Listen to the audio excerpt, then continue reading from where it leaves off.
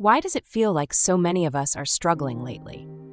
You've probably noticed it in yourself, your friends, or in the endless stream of posts online. It seems like anxiety, burnout, and depression are practically universal experiences these days. But why is this happening? And why now? Let's take a step back. Throughout history, humans have faced struggles, wars, pandemics, famine. But ironically, in some of the safest and most connected times, mental health issues appear to be on the rise. Studies show that rates of depression have been climbing steadily over the last few decades, and the COVID-19 pandemic only accelerated the trend. But what's driving this surge in collective sadness and disconnection? First, let's start with something fundamental: our environment. Humans didn't evolve to sit in front of screens for 8 hours a day, run errands under fluorescent lights, and communicate mainly through text messages.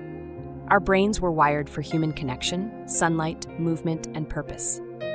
The modern world, for all its technological wonders, often denies us those basics. And then there's the algorithm-driven world of social media. While it promises connection, it often delivers the opposite: a highlight reel of other people's best moments, leaving us comparing and wondering why our average day doesn't look like someone else's vacation or engagement post. The more we scroll, the harder it becomes to feel content with our own lives. Another factor? The relentless hustle culture. Somewhere along the way, being busy became a badge of honor. Quiet moments to just think, reflect, or breathe are often labeled as unproductive. We're told we should be pursuing bigger paychecks, fancier titles, and the ever-elusive perfect life. But this constant striving often leaves us feeling exhausted, inadequate, and detached from what really matters. But let's not forget the systemic pressures: rising costs of living, climate uncertainty, political instability. It's a lot.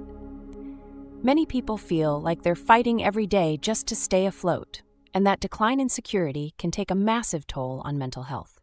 Add to that the challenges faced by younger generations, entering adulthood with unprecedented student loan debt or uncertain job markets, and you can see why many feel unmoored.